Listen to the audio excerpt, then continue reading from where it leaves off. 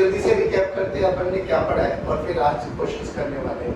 तो हमने बात करी है ईएमआई में हम लोगों ने बात करी है फ्लक्स के बारे में। फ्लक्स क्या होता है? बी ए कॉस थीटा।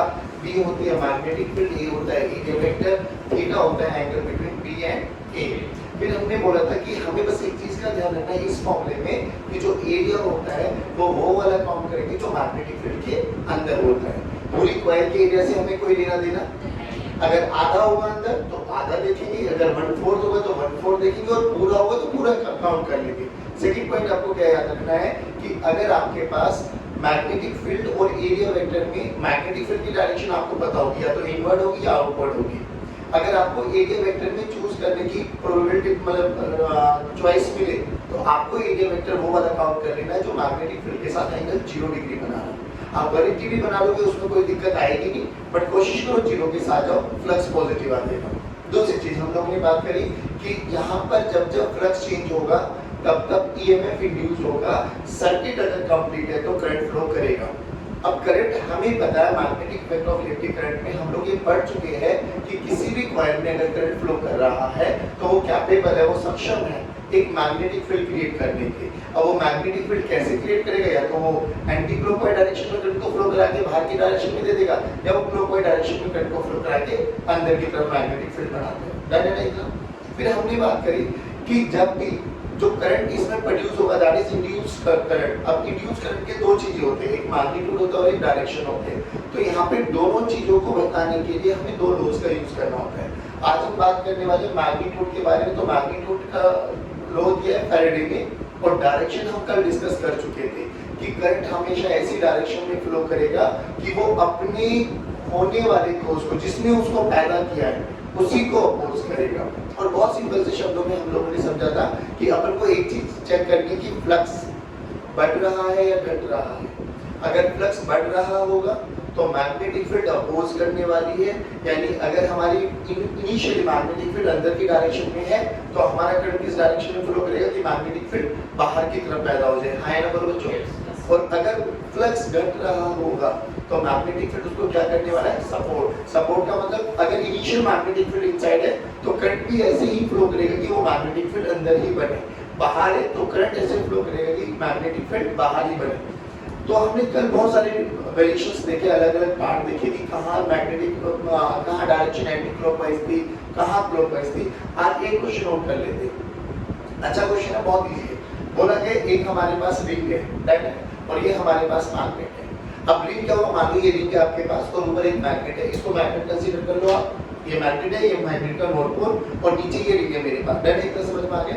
अब बोला गया कि जैसे रिंग तो फिक्स है, ये रिंग ऊपर नीचे नहीं कर रहे अपन लोग, मैंने मैग्नेट को छोड़ दिया। अब मैग्नेट को छोड़ दिया तो ये फ्री फॉल कंडीशन में आएगी नहीं आएगी बच्चों?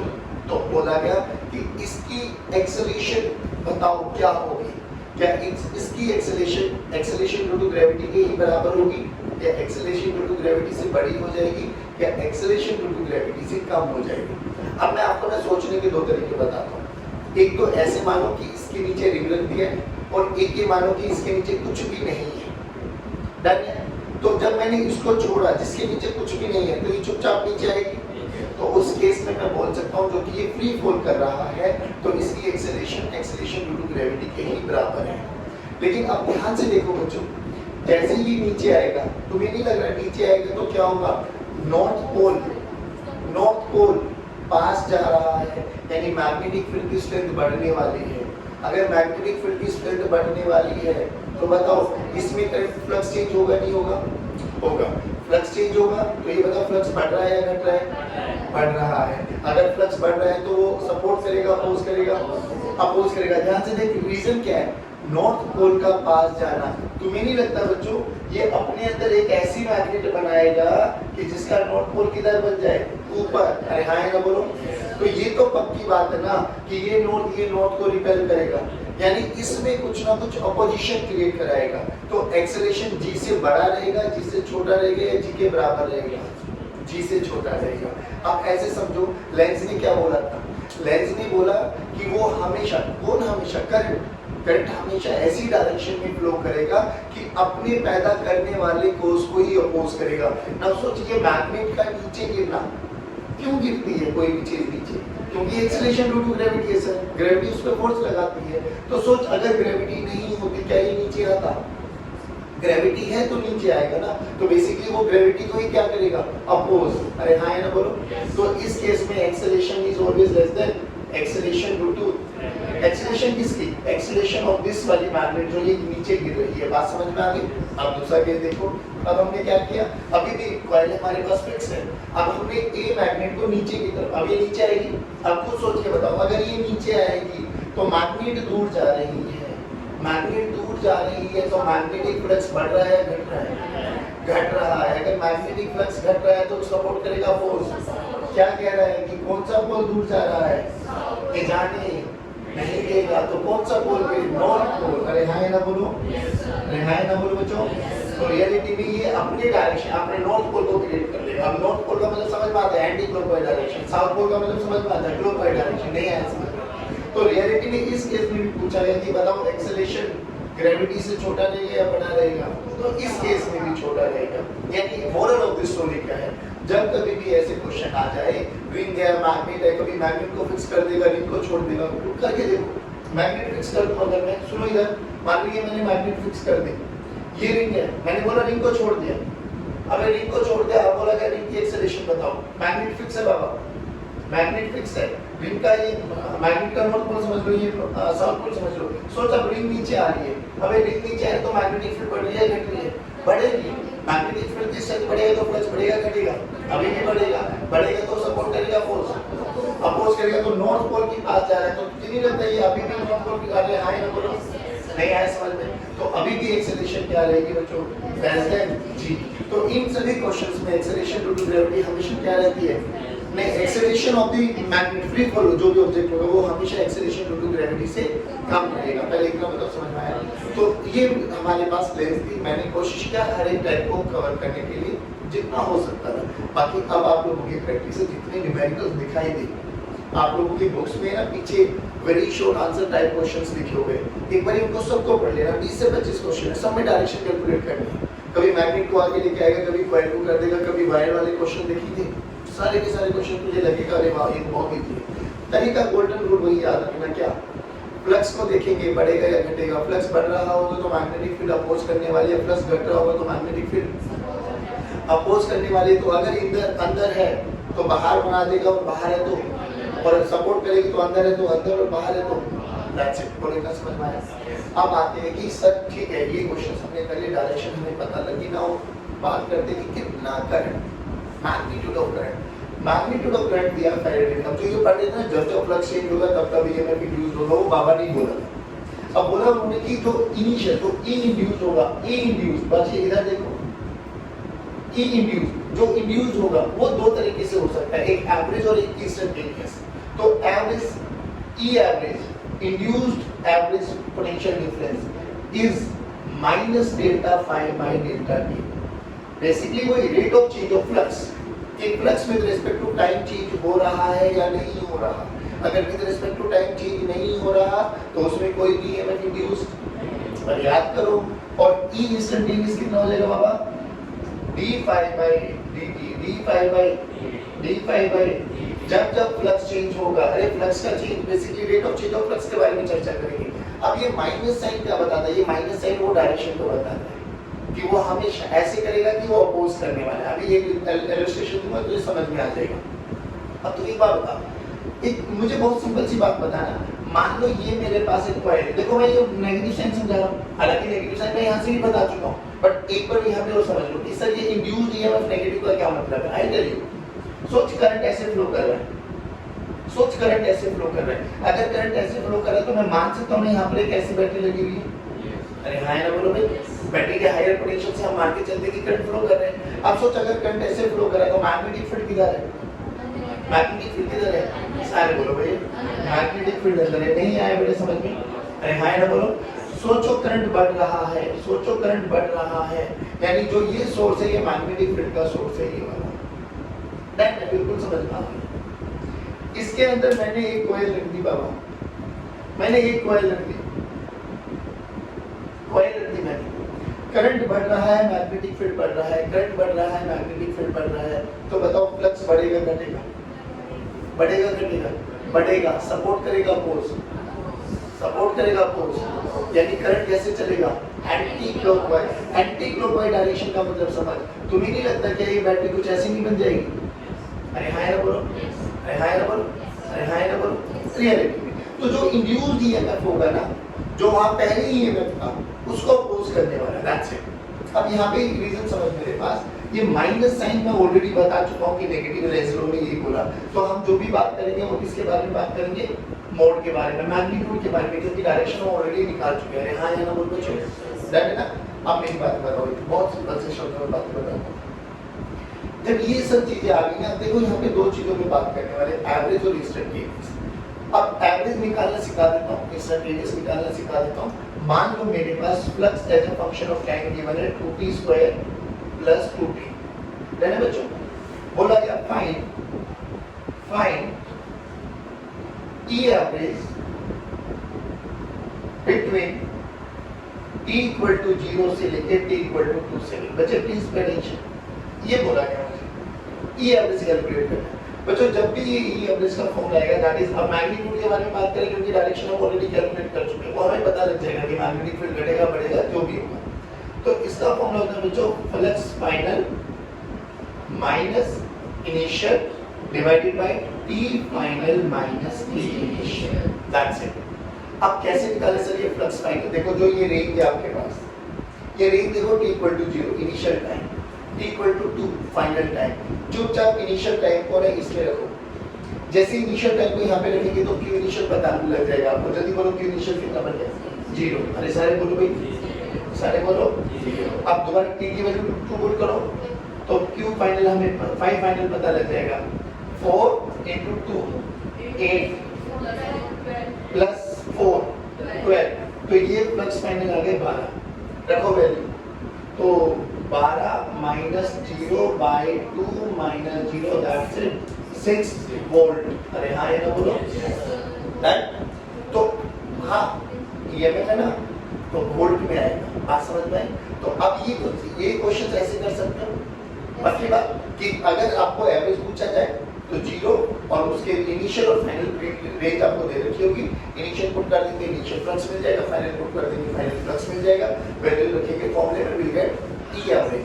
अब बात करते हैं इंस्टेंटेनियस कैसे निकाला जाए। तो देखो इंस्टेंटेनियस क्या कहते हैं? d∅dt, यानी differentiation of I with respect to time. इसको एक बार डिफरेंशिएट कर दो बच्चों जल्दी। d∅ dt, चलो चलो जल्दी। 4 into t plus 2, किस टाइम पे पूछा गया वो टाइम बता देगा कि find E instantaneous at t equal to 2 second. चलो at t equal to 2 second, t की वैल्यू को 2 रखो वहां पे। 4 दूनी 8 प्लस 2, अरे नहीं आया बच्चों। बाकी बात बच्चों ये इंस्टेंटेनियस आ गया, मतलब इसमें कोई दिक्कत वाली बात नहीं है। अब इधर आ देखो, तो फेरेडे ने ये बताया कि जब भी rate of change of flux होगा तो एक ईएमएफ इंड्यूस्ड होता है। वो दो तरीके से हम एवरेज भी निकाल सकते हैं, हम लोग इंस्टेंटेनियस भी निकाल सकते हैं। एवरेज भी निकालना सिखा दिया आपको, इंस्टेंटेनियस भी, दोनों बहुत ईजी है, कोई दिक्कत वाली बात नहीं। अब इस पे आओ, देखो उन्होंने क्या बोला, यहाँ पर मैग्नेटिक फील्ड बढ़ रहा है। चलिए ठीक है, मैग्नेटिक फील्ड बढ़ रहा है तो क्या होगा? मैग्नेटिक फील्ड बढ़ रहा है तो फ्लक्स बताओ बढ़ेगा या घटेगा? बढ़ेगा।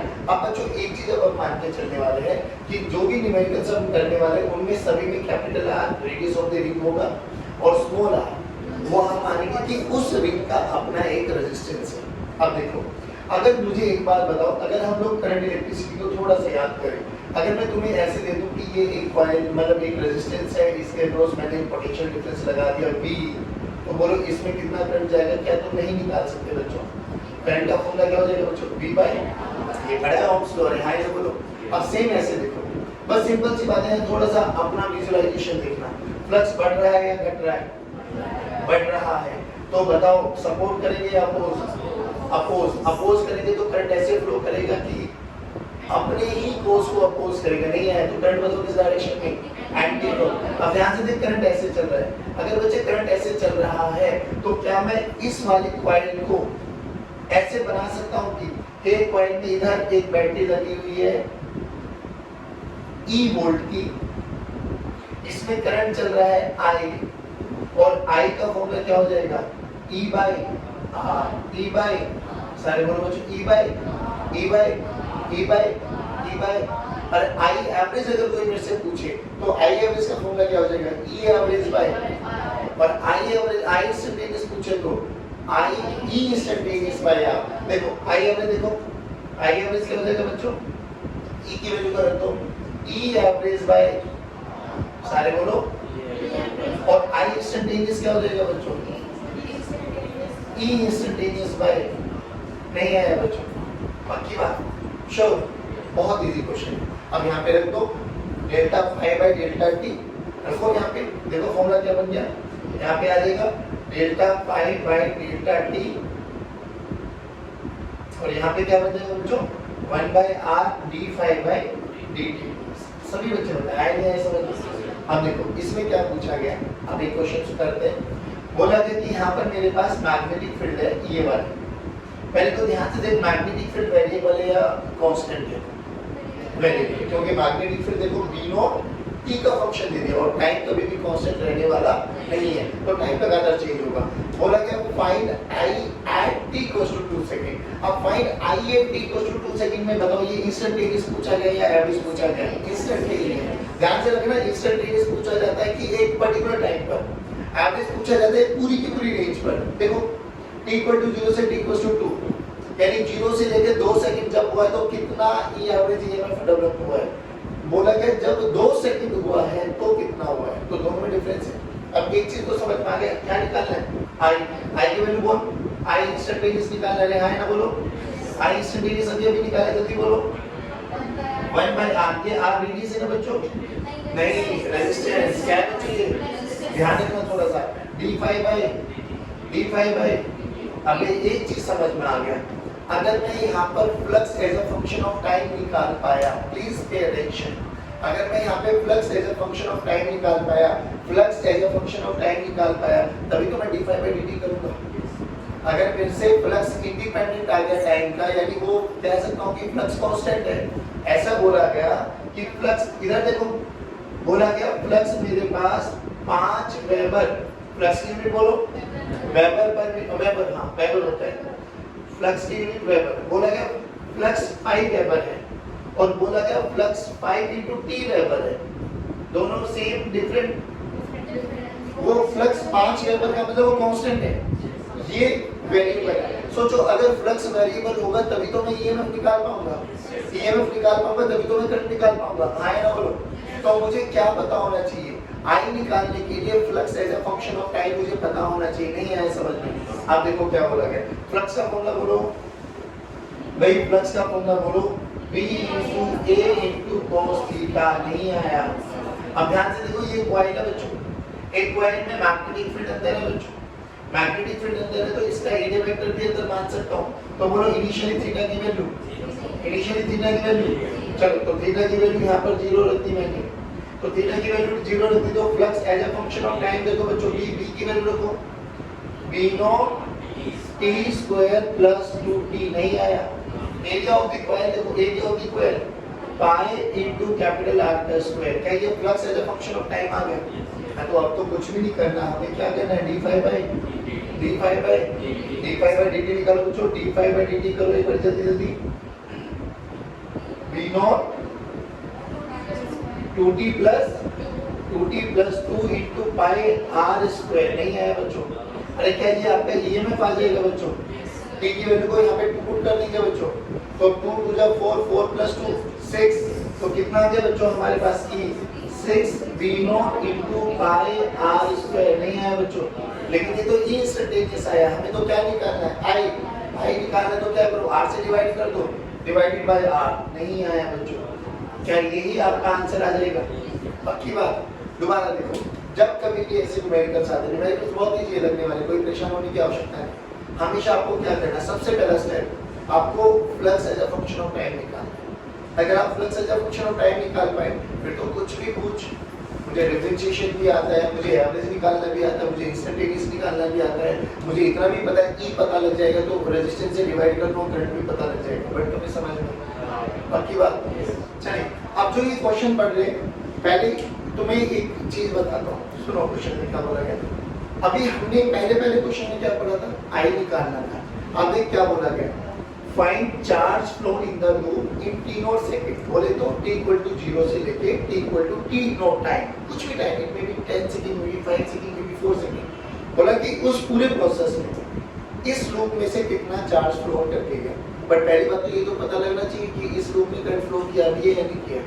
तो करंट फ्लो करने से पहले ये तो पता लगे कि फ्लक्स चेंज हुआ भी नहीं हुआ। चेक करो हुआ है नहीं हुआ। d की वैल्यू देखो, d की वैल्यू फिर चेंज है भाई, d वेरिएबल है तो फ्लक्स चेंज होगा जरूर। अब ये बताओ मैग्नेटिक फील्ड किधर, अंदर या बाहर? तो इसका एरिया वेक्टर भी कहाँ मान लो, बाहर। तो एरिया वेक्टर भी आउटसाइड है, एरिया वेक्टर भी आउटसाइड है, तो थीटा की वैल्यू बोलो जल्दी जल्दी 0। हमें तो एक चीज बताया है कि सबसे पहले क्या करो, flux as a function of time निकालो। फिर क्या करो, फिर अपन को वो निकालना है आई, और आई अगर पता लग गया, अब थोड़ा सा यहाँ पे कॉन्सेप्ट सिखाता हूँ। अगर आई पता लगे तो आई का फॉर्मूला क्या होता है, क्यू आई टी। बहुत सुंदर, देख ध्यान से। अगर मुझे आई इंस्टेंटेनियस पूछा जाए, बच्चों इधर प्लीज पे अटेंशन, अगर मैं आई इंस्टेंटेनियस निकाल पाऊँ तो क्या मैं इसको लिख सकता हूँ dq by dt? अरे हाँ या बोलो। और अगर मेरे से आई एवरेज पूछा जाए तो मैं इसको लिख सकता हूँ delta phi by delta t. ये बोल आया नहीं है। यानी अगर मुझे करंट पता लग जाए तो चार्ज निकालना मेरे लिए कोई मुश्किल। तो यहाँ पे चार्ज का फॉर्मूला बोलो क्या हो जाएगा, dq this is equals to i into dt। But तुम्हें समझ में पक्की बात। तो अभी अपन तो वही काम करते हैं, सबसे पहले इंस्टेंटेनियस करंट निकाल लेते हैं। क्या हो गया, डेल्टा क्यू निकलता है ये, समझ के चल डेल्टा क्यू को, परेशान ना हो। तो अब देख मुझे तो टोटल चार्ज फ्लो निकालना है, तो क्यों ना मैं I as a function of t निकाल दूं, इंस्टेंटेनियस करंट निकालो। इंस्टेंटेनियस करंट तो मुझे आता है निकालना, जल्दी बोल कैसे निकालते हैं। तो सबसे पहले क्या निकालो, flux as a function of time निकालो। अरे हां ना बोलो, flux as a function of time क्या हो जाएगा बच्चों, b into a, b into b की वैल्यू बोलो, b not t square plus t की पावर 3, ये तो b आ गया, एरिया पाई r स्क्वायर। अभी एरिया को मैं ये लिख लो, बाद में a की वैल्यू को पाई r स्क्वायर रख देंगे, बाद में लिख देंगे a की वैल्यू क्या है बाबा, पाई r स्क्वायर। कोई दिक्कत नहीं। चलो तो flux as a function of time t तो आ गया मेरे पास, b नॉट t की पावर 2 प्लस t की पावर 3 इनटू एरिया। अब क्या मैं इसको d5 बाय dt कर दूं? अरे सभी बच्चे बोलो, d5 बाय dt मतलब डिफरेंशिएट कर दिया मैंने। बोलो क्या है, b not 2t plus 3t square into area. Area ही बच्चों। चलो अब तो ये क्या आ गई है मेरे पास, e आई आ गई, इंस्टेंटेनियस ये है। तो क्या मैं i इंस्टेंटेनियस निकाल सकता हूं? हां बस सर बिल्कुल, d5 by dt divided by r। अरे हां ना बोलो, ध्यान से देखो क्या आया, b not 2t plus 3t square into area divided by small r। अभी ये i इंस्टेंटेनियस आ गया बाबा, i इंस्टेंटेनियस आ गया तो मैं i को क्या लिख सकता हूं बच्चों, dq बाय, अरे बोलो भाई, dq बाय dt रखो यहाँ पे, b not area divided by r into 2t plus 3t square. क्या मैं dt को इधर लेके आ जाऊं, जल्दी बोलो, dq this is equals to b not into a divided by r 2t plus 3t square into dt। क्या तुम्हें नहीं लगता इसको इंटीग्रेट करना, इंटीग्रेट करेंगे तो टोटल चार्ज फ्लो आ जाएगा। हां ना बोलो। अब ध्यान से देख, लिमिट कहां से का, t इक्वल टू 0 से लेके t equal to t not. नहीं आया बच्चों, चलो t इक्वल टू 0 से लेके t equal to t not, जल्दी जल्दी करके आ जाओ, हेल्प करना। तो चार्ज फ्लो लिख देता हूं इसको, charge flow this is equals to b not a by r बाहर आ गया, b not a by r बाहर आ गया, 2t dt का इंटीग्रेशन, 2t dt का इंटीग्रेशन, 2t dt का integration 2t square by 2, basically t square. तो ये बना t स्क्वायर की लिमिट बोलो 0 से t नॉट, अरे हां ना बोलो, प्लस 3t स्क्वायर dt का इंटीग्रेशन tq, ओ tq, ओ लो भैया, दैट है। अभी सुनो तो सही, हां ये क्या है, चार्ज फ्लो। चार्ज फ्लो क्या है, v naught a r by t naught का स्क्वायर प्लस t नॉट की पावर 3। अब ध्यान में इस बात को पकड़ पाइए, कहते ये हुआ क्या है, आपने एक फंक्शन को पहले डिफरेंशिएट किया, फिर इंटीग्रेट किया। अरे तो बात तो वही आ गई रही। तो फिजिक्स में याद करो, सबसे पहली क्लास में ये तो सिखाया जाता है, पहले डिफरेंशिएशन पढ़ाते हैं, फिर एक लाइन बोलते हैं, differentiation integration is just reverse of. यानी तुझे नहीं लगता पहले तू a यहां से यहां आया है, फिर तूने डिफरेंशिएट कर दिया, फिर यहाँ से यहाँ आया तो इंटीग्रेट कर दिया, तो वही तो वैल्यू आ गई थी यहाँ से b not t square t की power 3 b not t square t की पावर 3 into a। तो फायदा क्या हुआ? अब सुन, अब इसको इतने लंबे चौड़े मेथड करने की जरूरत नहीं है, सिंपल शब्दों में काम को खत्म कर दिए। याद कर अपन लोगों ने क्या पढ़ा? ई एवरेज, जल्दी बोलो ई एवरेज का फॉर्मूला। अरे ई एवरेज का फॉर्मूला है delta phi by delta t, delta phi by delta phi bye.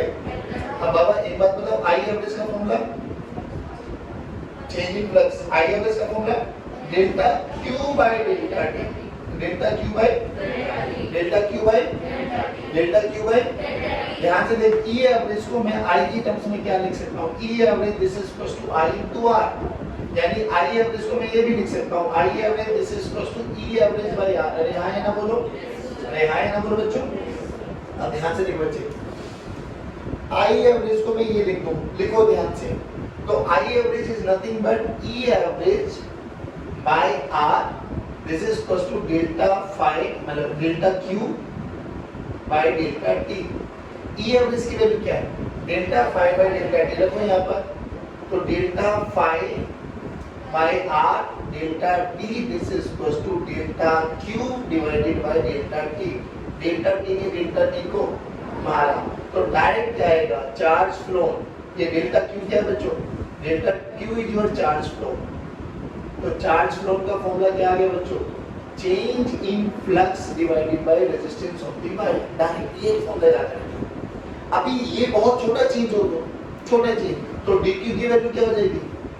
d phi by r। अरे हाँ या ना बोलो भी, d फाई बाय। अब देखो इस इतने बड़े सॉल्यूशन का एक लाइन में आंसर दे।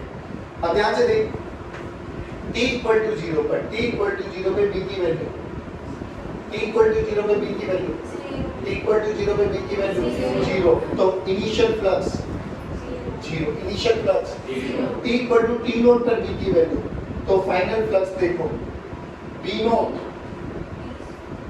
t की वैल्यू को t नॉट पुट करो, t नॉट का स्क्वायर प्लस t नॉट की पावर 3 नहीं आया, तो चेंज कितना हुआ बच्चों? चेंज यही आ गया, तो डेल्टा फाई यही आ गया। अरे हां ना बोलो बच्चों, डेल्टा फाई तो ये आ गया। अब हमें क्या करना है? डेल्टा फाई को किससे डिवाइड करना है? r से। किससे डिवाइड करना है? तो डिवाइड कर दो, delta r divided by delta r। ध्यान से देखो, इसमें वो भी आएगा, फ्लक्स आया नहीं तो ये तो भी है, इनटू एरिया भी करो, एरिया भी करो। अब ध्यान से देख, ध्यान से देख, वही वाला formula b not a r t naught का स्क्वायर प्लस t नॉट की पावर 3 नहीं आया। तो रियलिटी में आपको जब कभी भी आए ना कि फाइंड आउट चार्ज फ्लो, बोलिए अच्छे क्वेश्चंस माने जाते हैं इसके।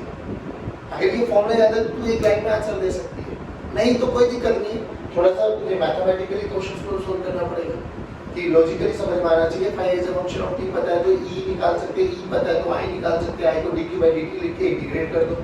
बट अल्टीमेटली बात वही है, एक फंक्शन को पहले डिफरेंशिएट किया फिर उसी को इंटीग्रेट कर दिया, तो अल्टीमेटली पहुंचना वहीं पर है। नहीं आया समझ में? पक्की बात, जल्दी बोलो, आया नहीं आया समझ में?